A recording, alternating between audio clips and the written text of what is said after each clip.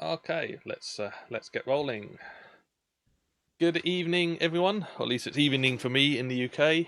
Good afternoon if you're in an afternoon place. Good night, good morning, wherever it is that you are in the world. Thank you for coming and joining us this today for the second run through of our online photogrammetry training. I'm John Kendall. Above me here is Kees. Um, Hi. and we're going to spend the next 45 minutes to an hour talking you through the first part of the basics of photogrammetry. We, over the next couple of weeks, are going to do 4 sessions, and in each session, we're going to be working with different parts of photogrammetry, and we'll take you through a process to make your first model. Now, I know some of you have probably done some of this already before, so feel free to push on ahead. If you haven't, don't worry. Then just follow the instructions, see where you get to. The whole point of photogrammetry, and particularly this class, is to enable you guys to start playing with it, so that you can start learning how to go about creating your own photogrammetry models, and then how to process them, how to publish them, or some basic publishing for them later. Cool. So without further ado, I will move us on. Now, obviously this is some free training, which means that we are going to hit you with some very small advertisements, particularly for GUE. For those of you who don't know, GUE, Global Underwater Explorers, is a diver training agency that Kees and I are both instructors for. So we'll tell you a little bit about that. We'll tell you a little bit of the history of photogrammetry. What is photogrammetry? How to take how your digital camera will work. So whether that's a full-on SLR or whether that's something like a Paralens or a GoPro or another action camera, how to get the best settings out of that for photogrammetry, and then how to take the images. At the end of the session, we'll talk you through some homework for you to do before the next session next weekend on Saturday. All right, so about GUE. In fact, I should just move Case a little bit there because he's still cropping. We definitely need to get Case his green screen. So, Global Underwater Explorers is an organisation with 3 pillars. The 3 pillars are basically education, conservation, and exploration. What this means is that we are very into trying to create diver training and other education of the general public as well about what's going on underwater. And for us, photogrammetry is a massive thing because it is a really good way of capturing data about dive sites and creating models that can be researched in the dry. GUE's overall mission to start with developing safe, skilled, knowledgeable divers. So anyone who knows of GUE knows that GUE divers tend to be very keen, very active divers. They work hard to make sure that their skills are at a high level, and they train hard. The idea is train hard, fight easy, as it were, so that when it comes to actually diving, particularly on projects, it's an easier task. As part of this, we're always looking at research underwater, whether this is exploration of wreck sites, whether this is archaeology, whether this is cave exploration, whether this is looking at the conditions that black coal wants to grow in the deep waters off Portugal. You name it, GUE divers get involved in this. And a big part of this is about safeguarding and conserving the underwater world.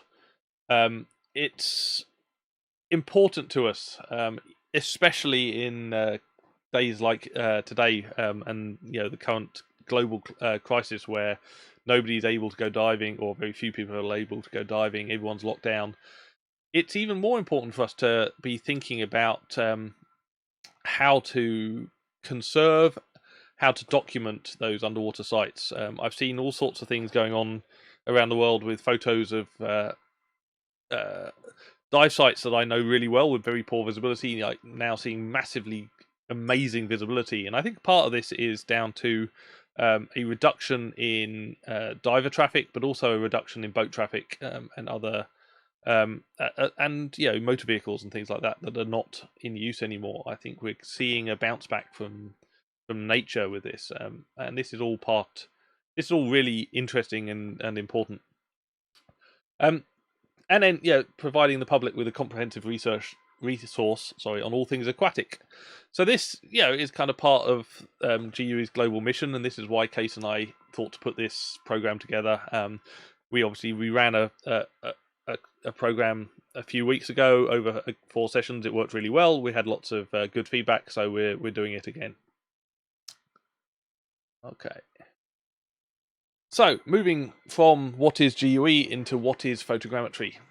So photogrammetry is the science of making measurements from photographs. What does that mean? You can take a photo. You have a picture. Maybe a picture of me, maybe a picture of Kees. Here we go. I've got Kees up here, wherever he is, up there. I could take a ruler, I could measure something on it.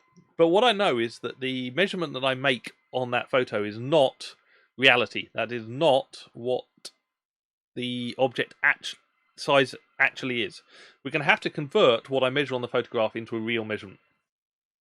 So that's what photogrammetry is all about. The processes involved in this were first described by Leonardo da Vinci in 1480. So approximately 400 years before someone invented a camera, which kind of puts things in perspective. That it's very simple. Photogrammetry, the concept of it is very simple. The practical elements of it, the practice of it is somewhat harder, but the theory is very simple. So, perspective is nothing else than the seeing of an object behind a sheet of glass, smooth and quite transparent on the surface, of which all things may be marked that are behind the glass. Well, what does that mean? If we look at this image here, I'll pull my mouse up here. We can see Leonardo over here with his window, and his assistant with one end of a piece of string here, and a weight. And the idea is the assistant touches the piece of string to the instrument. Leonardo puts his hand in position with a pen. The assistant lets go of the string. The string disappears out through the hole. He closes the window and makes a dot on the window. So what we can now see is this lute thing here. When we look at it end on, has a different shape. And this was unusual, that prior to Leonardo da Vinci, if you looked at paintings, if you looked at art, it was very kind of boxy, it's very square on, whereas Da Vinci was one of the first people to start actually really using perspective in art and making things look realistic. The first use of the term photogrammetry was in the French Arts and Science Academy in 1840. So again, it's not new. If we move on, we get to this guy, Lucidat, who used terrestrial photographs for topographic map compilation. So he went up a tower, he took a photo of the land underneath the tower, and then when he developed the photo, he shifted the position of the developing machine so that the photo then developed back to the square shape that it should have been had the photo been taken from directly above. So he was the first person to try this, to make basically maps from photographs. We move forwards a little bit. 1855, Nadar used a balloon at 80 meters to obtain the first aerial photograph. So hot air balloons kind of came into existence, so someone took a camera up in a hot air balloon to take a first aerial photo. 1909, oddly enough, Wilbur Wright took the first aerial photograph using an aeroplane.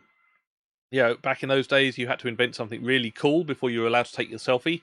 Now you just make a bowl of pasta and you can take a photo of it yourself. It's so the selfie phase is definitely not new. Skipping forward, we get 1924, and this gentleman, Otto von Gruber, who derived the projective equations that are fundamental to analytical photogrammetry. What on earth does that mean? Well, basically what it means is he said, well, rather than having to shift the developing equipment around or move try and look at the photos at an odd angle, how about we come up with some mathematics that look at the height above ground, the characteristics of the lens, and the angle that the camera is taking photos of. Sorry, the angle that they're taking photos from. And from that, we can work out an equation for how to adapt a measurement I make on a photo to a measurement in reality. And this proved very, very important in World War II. So both sides were flying reconnaissance planes at high level over each other's factories, trying to make lots and lots of photos in order to make measurements of how big the photos are. And so then, you get you need to work out how many bombs to drop on it. So World War II definitely accelerated the development of aerial photography and photogrammetry. But this was all still done manually. So this was people with stereoscopic goggles and little knobs for changing things, or using von Gruber's equations by hand. When we move into 1957, we get to Hobra, who basically worked out how to take the von Gruber equations and put them into a computer. And so he was the first person to demonstrate digital photogrammetry. Moving more into the modern day, well, photogrammetry these days is driven again by aerial photography and drones. The influx of small, affordable, consumer-level automated drones has been a big driver in photogrammetry development. And it's really easy. You take your drone, you spend, I don't know, $1,000 on a drone. You get your smartphone, it's plugged in, you draw on a map where you want it to fly, where you want it to take photos, you hit the go button, it goes up, it flies exactly what you tell it to, and if you've managed to set a height that's above tree level, it comes back and lands and you get all your photos, and if you haven't, then you have to try and work out how to get $1,000 worth of drone out of a tree. But again, you don't now need an entire air force flying billion-dollar aircraft to take photos and make aerial photogrammetry. We can do it with consumer-level equipment. And that moves us on to trying to do it for us underwater. Obviously, as divers and diving instructors, underwater is where we're keen to be. And so why is it useful? Well, I mentioned this already, archaeology. Archaeology is always very interested in photogrammetry because it's quite hard to get very, very, very accurate level survey of an archaeological site in 3 dimensions, and it's definitely hard to display that. So photogrammetry can now enable us to display an archaeological site in 3 dimensions, and it also means we can be quite quick at scanning a site, so it doesn't take time. Certainly for underwater archaeology, doing a good job of making a survey of a wreck site takes decades in some cases. This picture that you can see here, this is actually a 2,500-year-old Roman ship, well, Greek ship, off the coast of Sicily. It sank around 300 BC, something around there, and it's at 112 meters of depth. So that's actually really quite hard to get to, and it's quite hard to spend lots of time doing anything. So what you see there is actually the results of one single dive and the scan that we made of one single dive. What else could we do? Tracking biological stuff, so coral growth, other things like this. Anything that doesn't move very quickly, we can make models of. So if you want to have a look at how the coral is growing or dying, then photogrammetry can be a really useful way of doing this. You can make a model once a month or once every 6 months over a number of years, and then you can compare the models and look at how it's changing. The models allow the non-diving public a really easy way of looking at the underwater environment. Or even if we don't look at diving, it enables us to have scans of areas that the public are not normally allowed to go into. I saw something this week, I think, of a cave system somewhere in Spain that someone has done some really nice photogrammetry scanning of, but there's only ever been 15 people in this cave. So there's, or at least in modern times, there's some cave paintings, there's all sorts of interesting geological and archaeological stuff going on inside this cave, and they've been able to scan it, so now anyone in the world can look at it without damaging it. We can create these things called orthorectified photomosaic prints, which are basically like a map. It's like a scale map of an area. We can pull artifacts, objects, and entire sites into virtual reality. And this is something that both Kees and I have been a little bit involved in with the Mars project. We've been helping create the models of the Mars wreck, which have been pulled into a virtual reality game. So that's pretty cool. We can 3D print the models. I have a green model. That's not going to work. There we go. It's like in the okay. Next week I'll find the grey version of the model. We can 3D print our model. Yes. It's also just kind of cool. The models are pretty cool, and we can make some pretty cool videos of the models as well. Clicker. So something like this with the Mars wreck. So what you're seeing here is not video. This is actually an animation of the model. It's been relit. It's been reanimated. It's a ship that sank in 1563. It's a time capsule because it was only discovered in 2011. But what you're seeing here is the results of the photogrammetric survey that we've been doing on that wreck.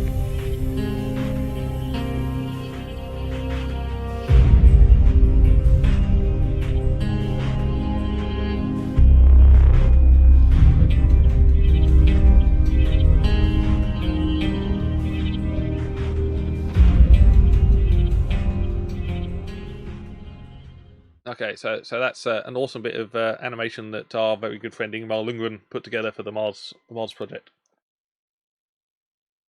So that's enough for me for the minute, and I'm going to let Kees take over for a bit.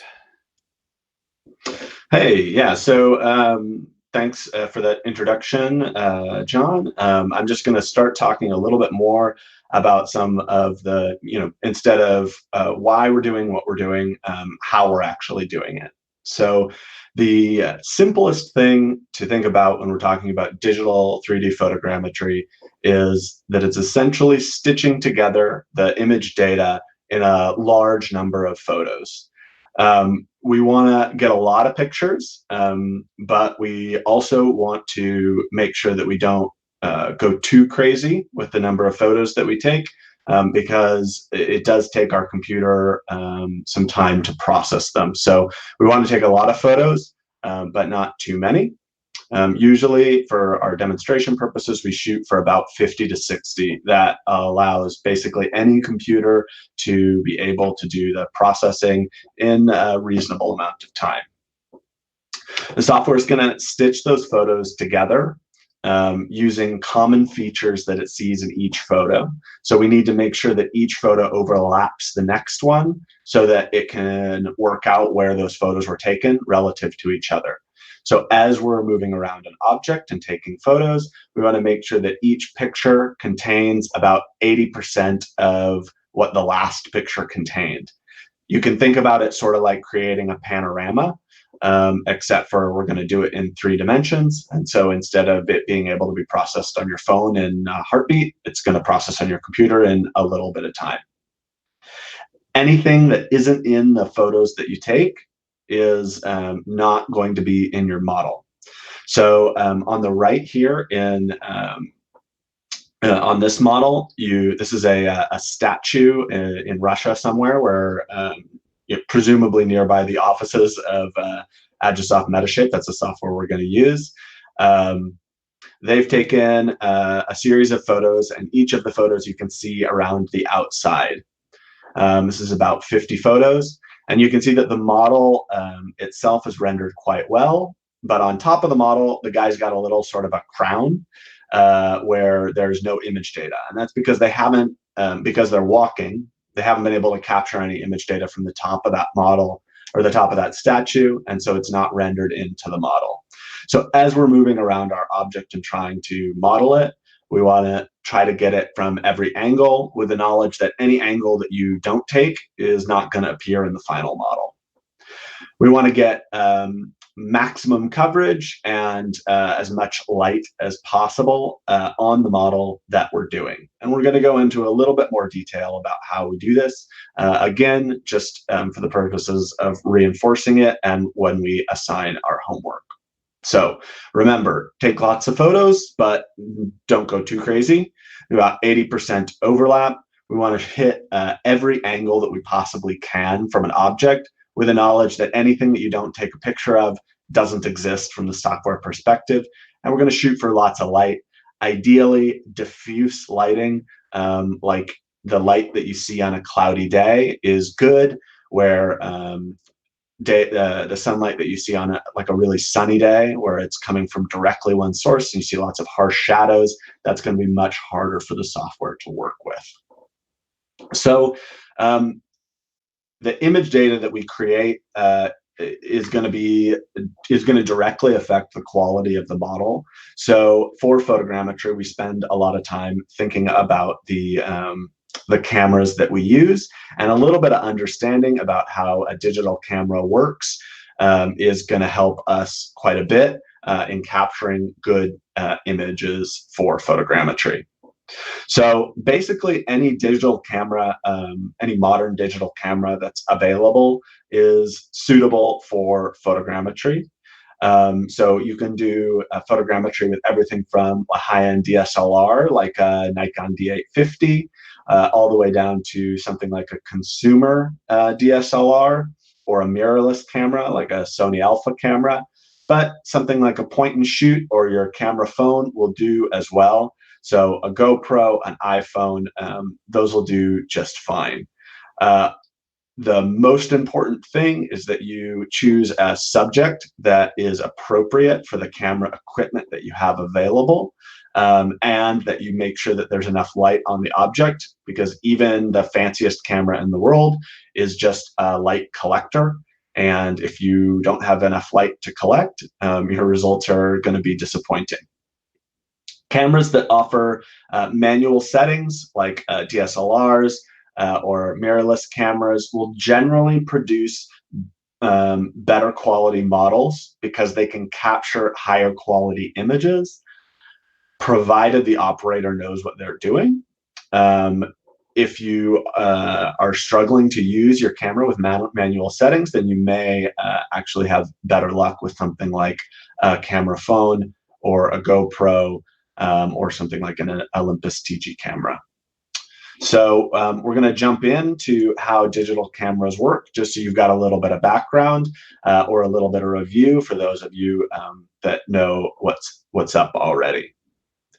So there's a couple components to a camera that have remained largely unchanged throughout both digital and analog photography days.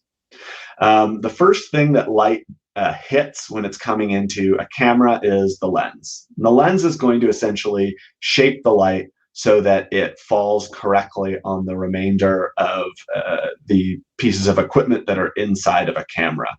The lens from analog photography and digital photography days is basically the same. The next thing that it's going to hit, which is typically integrated into the lens, is an aperture, which is going to reduce some of the light that is falling onto the digital camera itself. So we'll talk about how adjusting the aperture, having it more open or more closed, can affect the quality of the images that you get. The shutter is going to control how long light is exposing your image sensor or your film. So essentially, the lens, aperture, and shutter, that's the same whether you're in a digital photography world or analog photography world. The only major difference between the two cameras, despite several years, or except for several years of development, is that on an analog camera you've got film. On a digital camera you have an image sensor, which is essentially just digital film.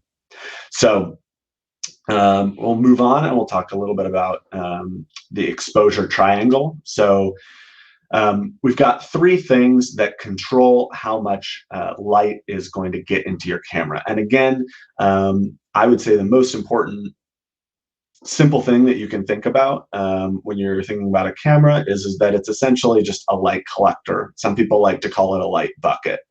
So by controlling these three major pieces of your digital camera, you control how much light gets in there. Now, you'd think that maybe the more the merrier in terms of light, but that's generally not the case. If you collect too much light, your image will blow out, which is what we call it when the image is essentially completely white. And you can't really recover any data from that, and that's not going to be useful for photogrammetry or for any kind of photography either. On the opposite end of the spectrum, if you don't collect enough light, you'll have an image that's underexposed, that's all black, and again, you won't be able to collect any useful data from that. So we balanced 3 settings: the aperture, the shutter speed, and what's called the ISO, which you could also think of as sort of the sensitivity of your image sensor. If you balance these 3 settings properly, you'll have what we call a properly exposed image. And that properly exposed image is going to contain the most image data possible so that you can make a nice photo out of it, or for our purposes, it's useful for photogrammetry. Adjusting each setting up or down to collect either more or less light generally has advantages and disadvantages, and so we're going to talk about those now. If we move on to the aperture slide. Yeah. So first off, aperture. The aperture is a small iris that is inside your camera. It may be controlled automatically, or you may have manual control over it in the case of like a DSLR or a mirrorless camera. But essentially what it's doing is it's controlling how much light is coming into the camera. Now, in general, when you close the aperture down, you're going to collect more light that's coming sort of straight into the camera. And because of that, you'll get what we call a deep depth of field. That means that if, for example, you're taking a picture of a person in front of a mountain, as seen here in this slide, both the person and the mountain are going to be in focus at the same time. Now, that's pretty desirable for documentation purposes like photogrammetry. However, it has a notable disadvantage. Because it's collecting sort of more high quality light, it's also collecting a lot less light because you're blocking out a lot of sort of the stray light rays that are not going to be as useful for us. So we have to balance this. We have to balance collecting high quality light and collecting enough light. At the far opposite end of the spectrum, with our aperture open, our iris wide open, we have sort of what we call a shallow depth of field, where when you focus on something, only that thing will be in focus. And so we see that here on the far right-hand side at an f1.4, where the aperture is wide open. The person is in focus, but the mountain is out of focus. And if we were to focus on the mountain would be in focus, but the person would be out of focus. And at the extreme end of this, you can end up with situations where somebody's like eyes are in focus, but the rest of their face is not. If you have your aperture sufficiently wide open. The naming convention for this can be a little bit confusing. Something like an f1.4 is a wide open aperture, whereas something like an f32 is a closed aperture. That's because this is actually a fraction. So it's sort of like 1/32 open versus 1 divided by 1.4 open. If you're not familiar with this scheme, you can stick to something around an f8 and be pretty happy. That's sort of like a default normal aperture. And generally, cameras are pretty sharp around that range. Each lens is going to have a specific spot where it's most sharp, and they generally perform pretty well around a f8, and maybe a little bit higher if you want to mess around with that a little bit. So there's a famous saying that some people say f8 and be there, which is basically set your aperture to f8 and don't worry about it. And that's what we do for a lot of photogrammetry. So what we'd recommend with the aperture, you can get fancy and go, and play around with it a lot, or you can just shoot stuff at f8 and worry more about the lighting conditions and the subject that you're dealing with. So if we want to jump forward to the next slide. Thank you, John. So next. We got our three components of our exposure triangle. We've talked about our aperture, and next we're going to talk about our shutter speed, which you can also think about as your exposure time, which is essentially how long are you going to expose your image sensor to the light in the environment. So again, this has advantages and disadvantages. If we expose for a very, very short period of time, we have a notable advantage of freezing whatever motion may be happening. So in the event that you're taking a picture of like a soccer player or something, you might be freezing them running. That's great for documentation purposes. Sometimes artistic folks like to not freeze things that are moving pretty quick to give a sense of motion, that blurriness, that person is moving faster than their environment. But for photogrammetry, for documentation purposes, that's not really what we want. We want to freeze motion, both the motion of the camera and the motion of the subject. So a faster shutter speed would generally be desirable. However, the faster our shutter speed is, the less light falls into our light collector, the less light falls into our camera. So we have to balance our desire for freezing motion with our desire for collecting sufficient light to create a properly exposed photo. So something like 1/1000, that's 1/1000th of a second, is probably a little bit too fast. Doesn't collect a ton of light. Unless you are outside on a very, very bright day. On the flip side, something like exposing for a half a second is going to be blurry just by virtue of the fact that your hand is moving a little bit while you're taking a photo. So we strike a balance. I usually start around 1/100th of a second, and depending on how much light I have available, I might speed the shutter speed up a little bit. That is to say, move a bit towards the 1/1000th end of the spectrum. Yeah, so that's shutter speed. We're going to balance our desire to freeze motion with our desire to collect sufficient light in the environment. Okay, and if we want to jump on to ISO, so our third leg of our exposure triangle is ISO. ISO in film days was pretty easy to understand because each film came with an ISO rating, which was basically just its sensitivity to light. Now, it seems like a little bit of a freebie. Like, couldn't you just buy really sensitive light and then have your aperture super closed and your shutter speed super fast and get really nice images with everything sharply in focus? And the answer is yes, but as your sensitivity goes up, you end up with a lot of grain. The film that was very sensitive would just capture sort of a lot of noise, which is not really ideal. So things in the digital era are not really that different.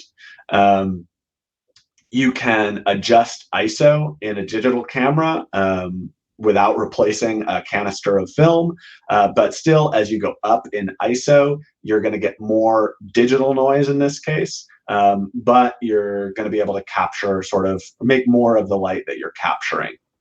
So in this case, this is one that you're going to have to play around with.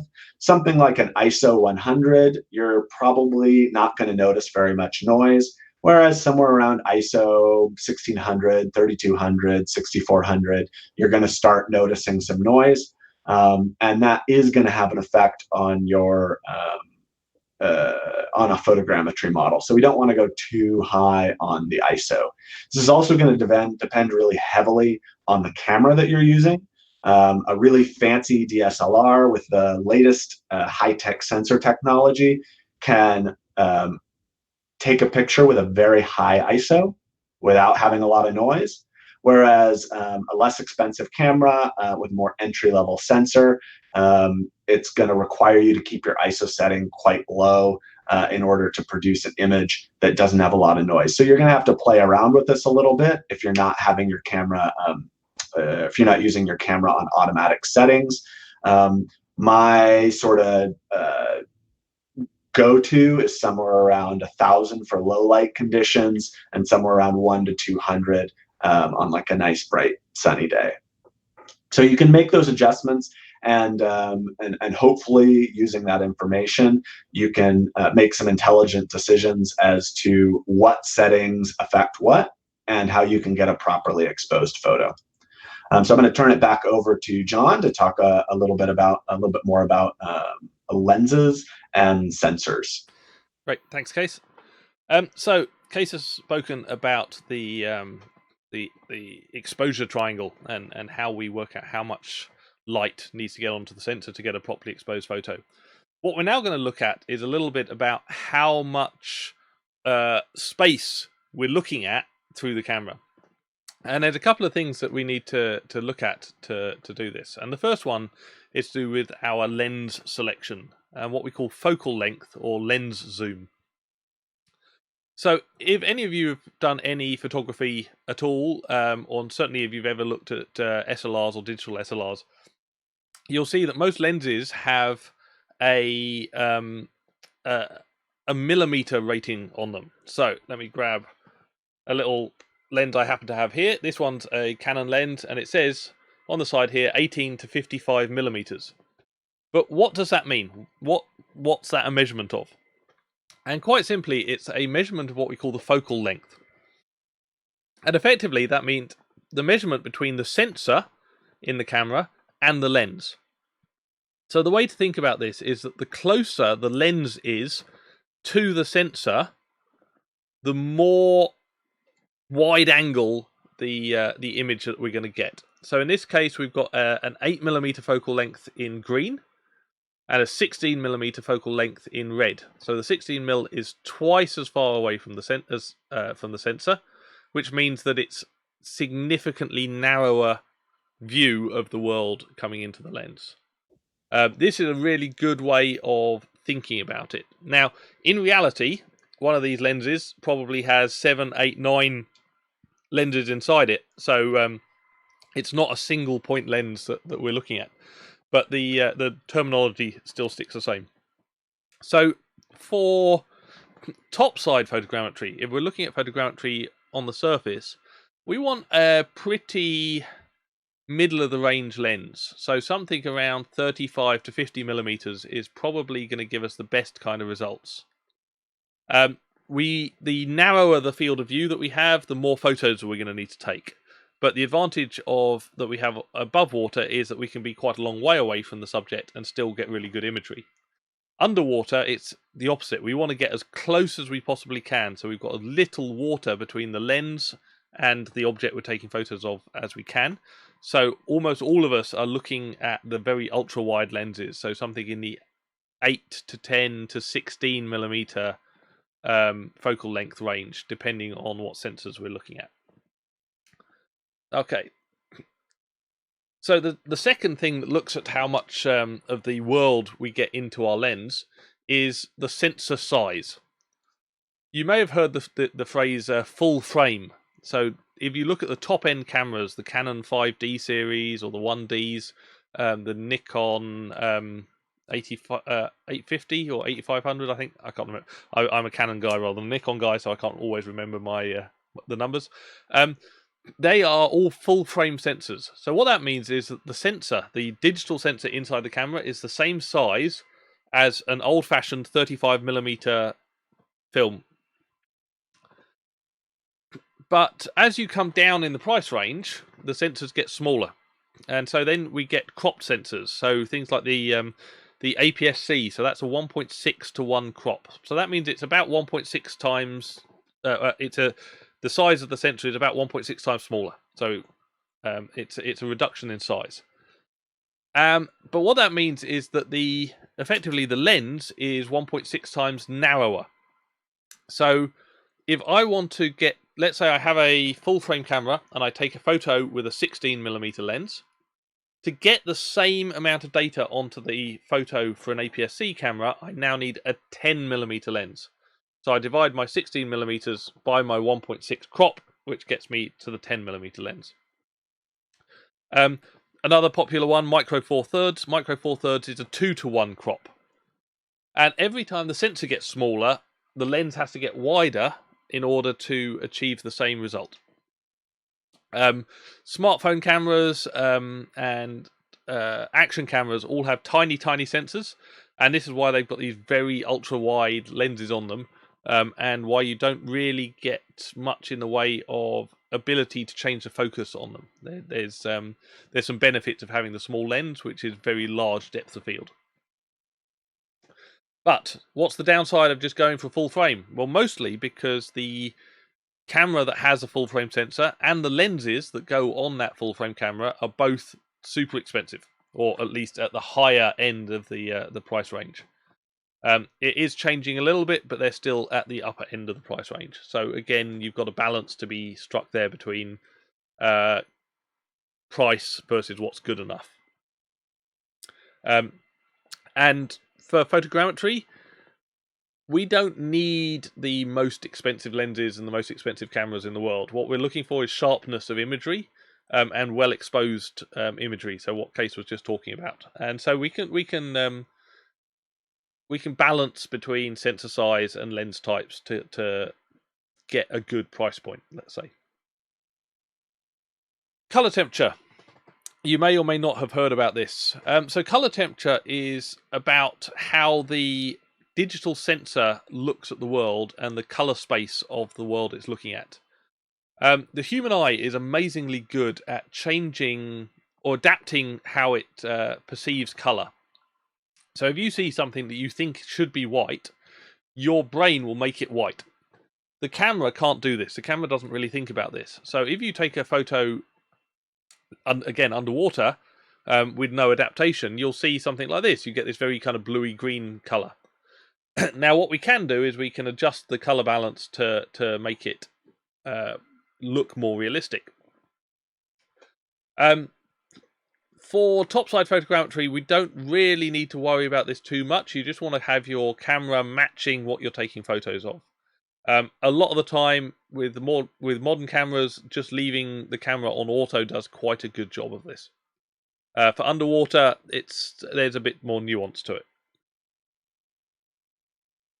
And the last thing I'm going to talk about here is image format. I get asked a lot, why don't we shoot in RAW, or should we shoot in RAW? So if you've got a higher end camera, then you have this option of shooting RAW. Well, what does that mean? RAW images basically have all of the data of every pixel on the sensor recorded into the data file. That means that it's really quite a big image, or rather a big file for the image, because every single pixel has full data about it. And that's great if there's lots of things that you want to adjust on the camera, or you want to adjust on the image after you've taken the shot. But for photogrammetry, the really important things are position and sharpness. And neither of these we can fix after the event. If you're in the wrong position, we can't fix it. If your image isn't sharp, we can't fix it. What RAW allows you to adjust is things like the color balance, the exposure, and elements like that, which don't matter so much for photogrammetry. So because we're taking a lot of photos, data management is quite important. So we're going to suggest taking high quality JPEG images is probably a better bet than taking RAW images. Okay.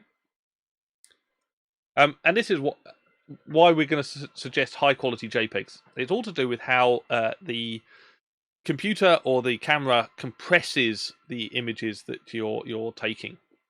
So you can see three images here.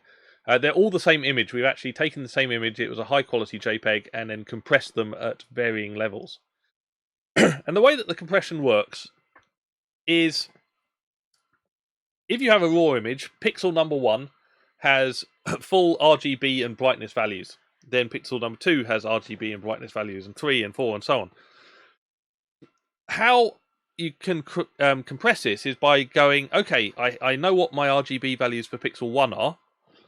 Is pixel 2 close to is pixel 2 close to pixel 1 in terms of color? If it is, let's just pretend they're the same. Is pixel 3 the same close? Okay, let's pretend it's the same. So the higher the quality compression, the narrower window it will allow to maintain the same color.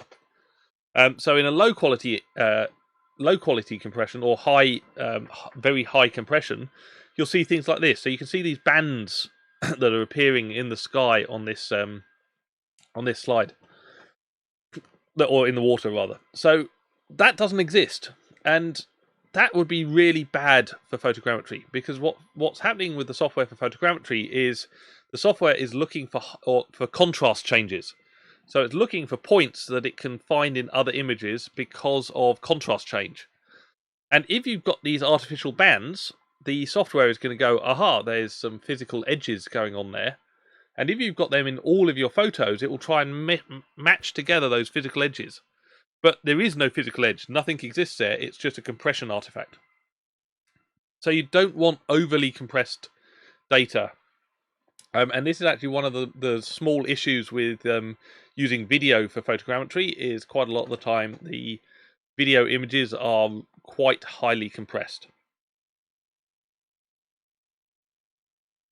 Another thing that we need to look at in terms of our lens selection, people ask me about this, fisheye or not, what we call rectilinear or curvilinear lenses. So again, let's use these photos as the example. These photos are taken from exactly the same spot, same camera, both with 16mm lenses. One is a rectilinear, one is a curvilinear lens.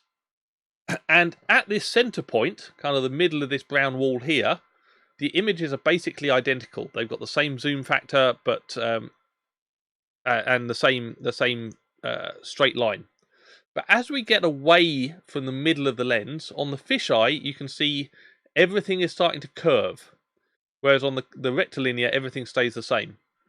And you can see at the edge of the frame, there is less data on the rectilinear lens than there is on the curvilinear lens.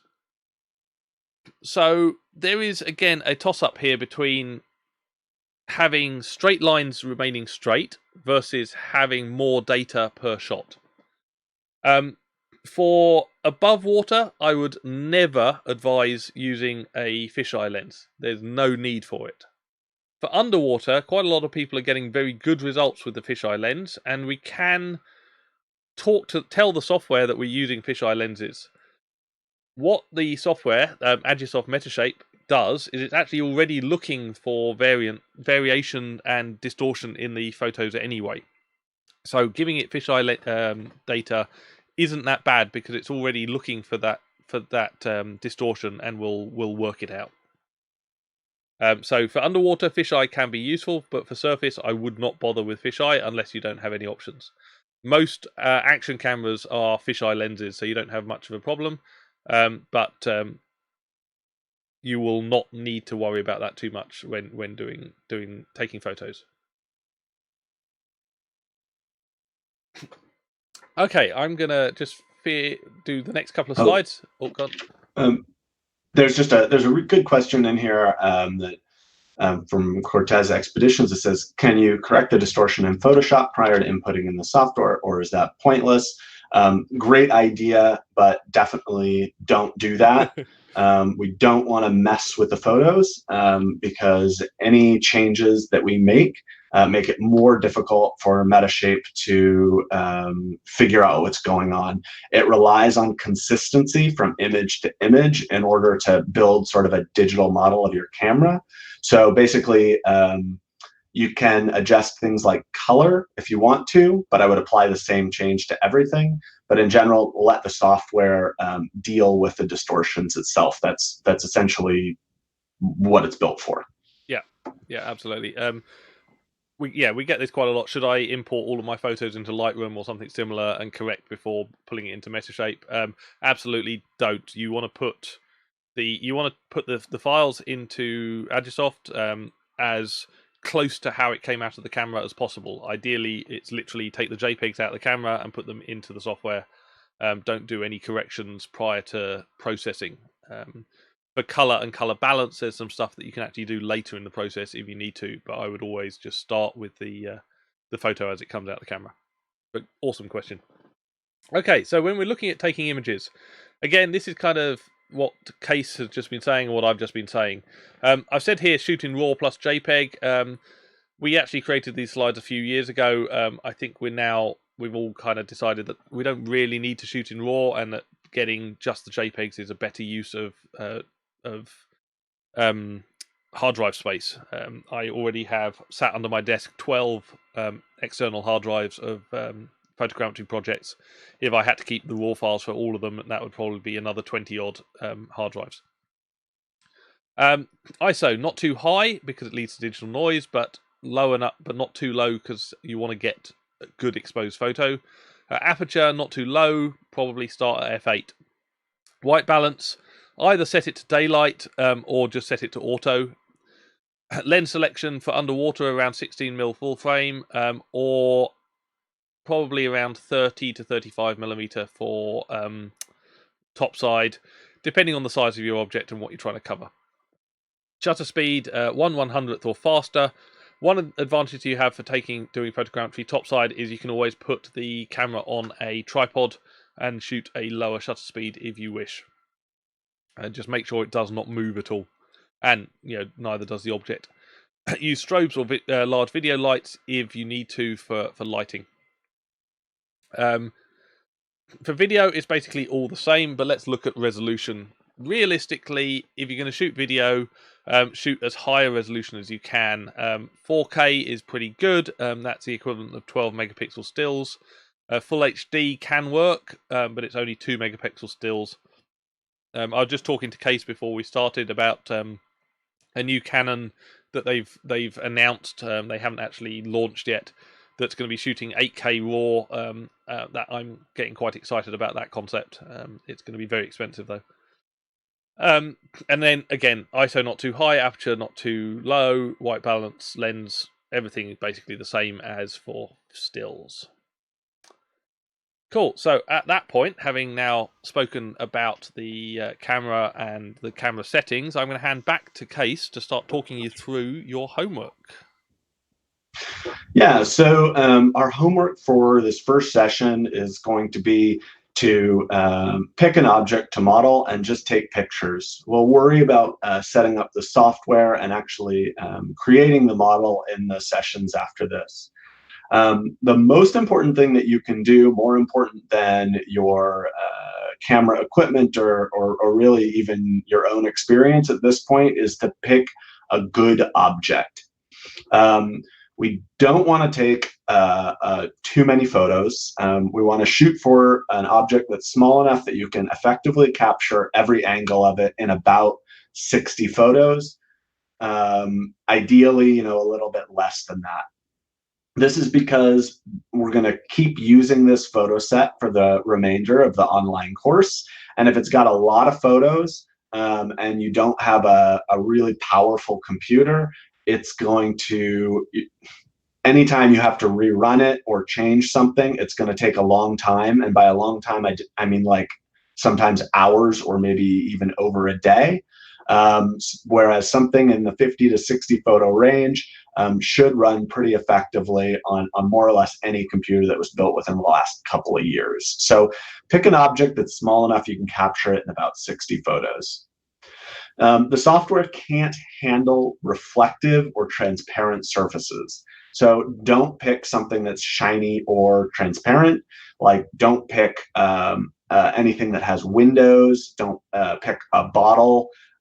They can render okay, but you're always going to get better results with something that has a solid texture that's not going to change depending on where you are relative to it. A textured object is the best, so don't pick a chair that is painted exactly, precisely one subject. Again, we're looking for texture that changes as we move around something. And if it's hard for you to pick out a spot on the chair that remains the same as you rotate around it, it's going to be really hard for the software to do as well. Placing your object in an environment that is similar, that has some texture, is going to help out. So you're going to find that photogrammetry works better, say, outside, where you've got some grass and some trees and some rocks and so on, rather than in, say, a room that's painted white with nothing in the background. We're always going for texture, and you'll find that sometimes even if your object that you're modeling doesn't have enough image data itself to work out, Sometimes if you put it on a sufficiently detailed background, that'll make it work. I know that there are scientists that use photogrammetry, and oftentimes what they'll do is they'll put the object that they're modeling on like newsprint or something, because that background will help it model in, even if they don't have a choice about the object in the foreground. So something that's small enough to capture in about 60 photos, not shiny or see-through. Make sure that there is texture on the object, and ideally that it's placed in an environment that has some texture as well. Some good successful choices of things that you can model: a leather boot or a rock, a stump. Sofas tend to work quite well. All those things have some texture to them. They've got some irregularity to them, and sort of those natural textures, especially like trees or rocks or concrete, that kind of stuff that tends to work really well. Other things that you may feel like work well, or are likely to work well, but don't tend to work all that well, like a cooking pan or a plate. Those are too consistently colored and too shiny. Most scuba cylinders won't work well unless they are sandblasted or absolutely covered in stickers. So I would not recommend a scuba cylinder.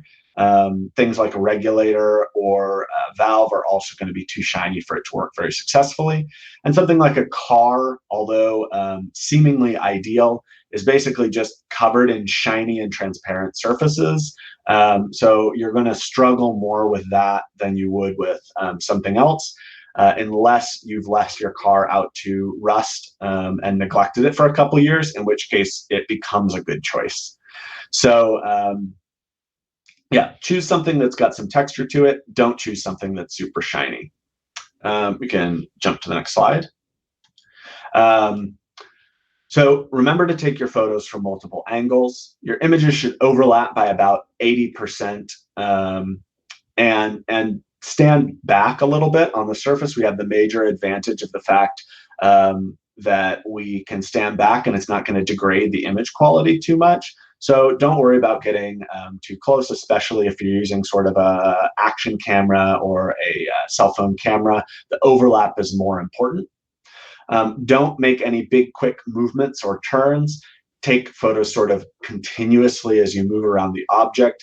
We recommend about one photo every second, maybe a little bit faster than that. And if I'm using an intervalometer, if my camera is equipped with that, I'll generally set it to one photo every second. For small objects, a distance of about 1 to 2 meters, that's about 3 to 6 of us that live in the uncultured world, works quite well. So one other suggestion that I would have is just don't stop taking photos once you've started. It's very easy to miss overlap if you take a big break, whereas it's very easy to get overlap if you're just always moving slowly and taking images consistently. It ends up being that your emotion as the photographer sort of dictates the quality of your photo set, often more than anything else. Okay, so move on. Common issues with taking your images, and we'll review this as image sets start to be taken in over the course of the next sessions and we process them. Insufficient overlap is the #1 issue. Remember that 80% overlap is the goal. If you're too close to an object, it can be very difficult to get good overlap, or parts of the object might block out other parts of the object, so remember to stand back. If you don't take images while you're turning, that can cause problems as well. Again, that's generally an overlap issue, but the easiest way to resolve it is just to be consistent with taking images. Pretend you're an intervalometer even if you're not. Moving your object or adjusting the environment is not a good idea. So try to take your images in sort of one go over the course of about a minute to 2 minutes. If you change the scene, the software is not going to have any way of knowing that the environment itself didn't change. So don't do that. Harsh shadows and poor lighting, so like a bright sunny day or directional light, are not good. It's better to have diffuse light like you get on a cloudy day, or in a room that has like a bunch of lights coming from all different angles. And then, of course, if your images are blurry, it's going to be really hard for the software to get good data out of it. Your data is only as good as your images are. So be sure that your images are sharp. That is probably the most important thing that's going to be out there. So make sure that you've got your settings set up such that you get a properly exposed and sharp image as you move around. So our homework for tonight, or our homework for the next week, as we're preparing for our next session, find an object to model, prepare your area and make sure that you can shoot continuously. Decide if you're going to take photos or video. You can do both, but it's probably easier if you pick one unless you're just very enthusiastic. For photos, take between 50 and 70 photos of the object, getting coverage from every direction. If you're doing a video, you're going to move in a very similar way, except for instead of taking photos, you're just going to leave your video camera rolling. Take between 1 and 2 minutes of the video, and we'll eventually pull stills out of your video, and then we'll process that in the same way as we'll process the photos. So both of these methods merge very quickly. Once you've completed the process, go ahead and comment in the Facebook group. If you want to, you can post a couple of your photos and we'll take a look at them. And then as things roll in, we can get excited for the next week and for seeing the results of our first models. It's always pretty fun to see that for the first time. It's also fun to see what people decide to model for the first time, what everybody's got laying around in quarantine.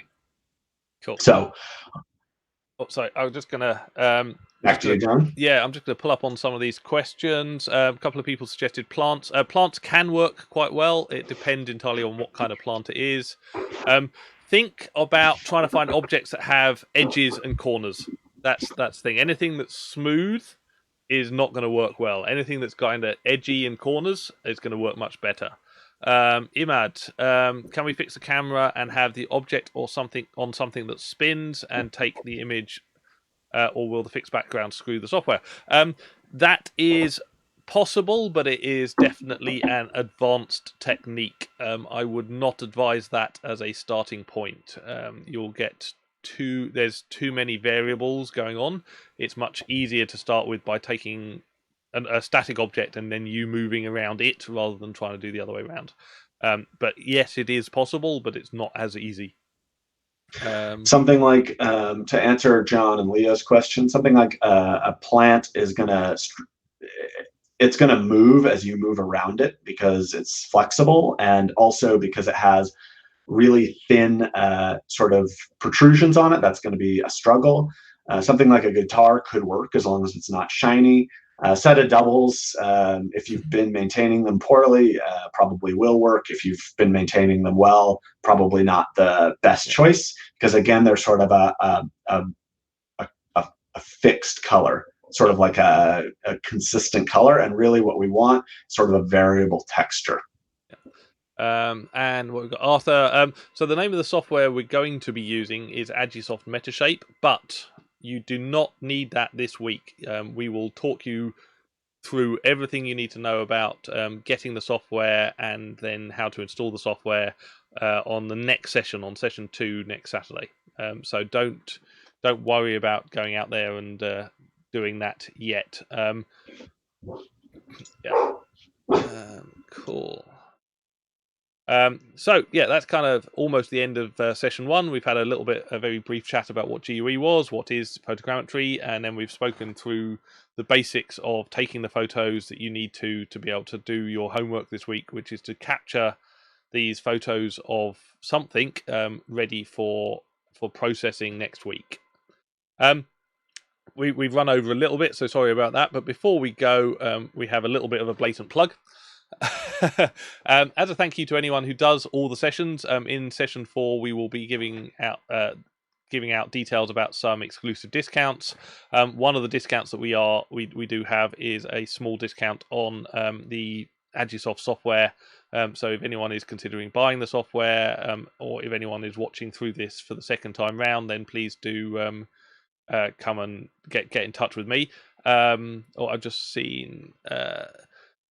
Do we have instructions on how to get pictures from the video? We will do next week when we talk to you about the software. So we'll cover all of that next week. For now, just capture the video. Next one, myself and Kees, we're both GUE instructors, so that means that we teach a range of GUE diver classes. If any of you are interested in any GUE diver training, then please do get in touch. Kees is based over in Seattle. I am in the UK. Both of us travel. And we have a full photogrammetry class for underwater based that we created for GUE. So if that's something that you're interested in, then please do get in touch.